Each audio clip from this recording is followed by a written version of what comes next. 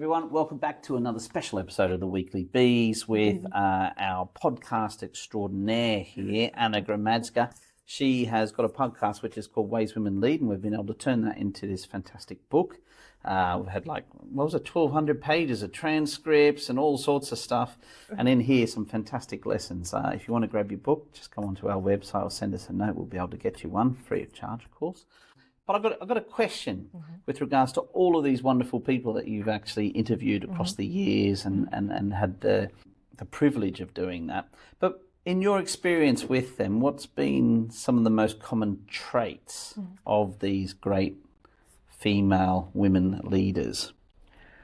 Most of them talked about enabling people. So the book is called Ways Women Lead because I focused on interviewing women in traditionally male-dominated organizations, so automotive, industrial manufacturing, where representation of women at leadership level now is probably 20-30%. When they were beginning their careers, it was even less. There were often one woman in the room, the only woman in the room. And it was very visible in certain roles. So for example, one lady told me this story. She was responsible for business development. And so, of course, it's very relationship driven.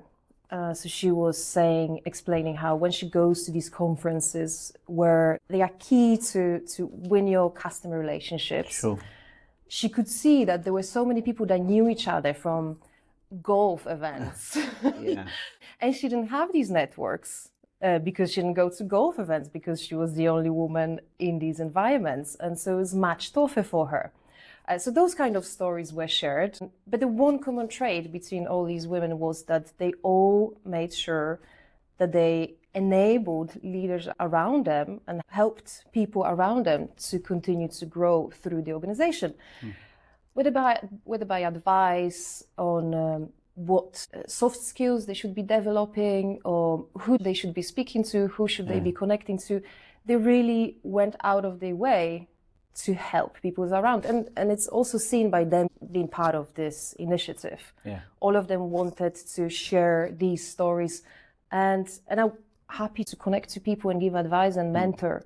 So they're really passionate about it. It was not so easy every time, but they made it, and they were really passionate about making sure that others could do the same. Fantastic.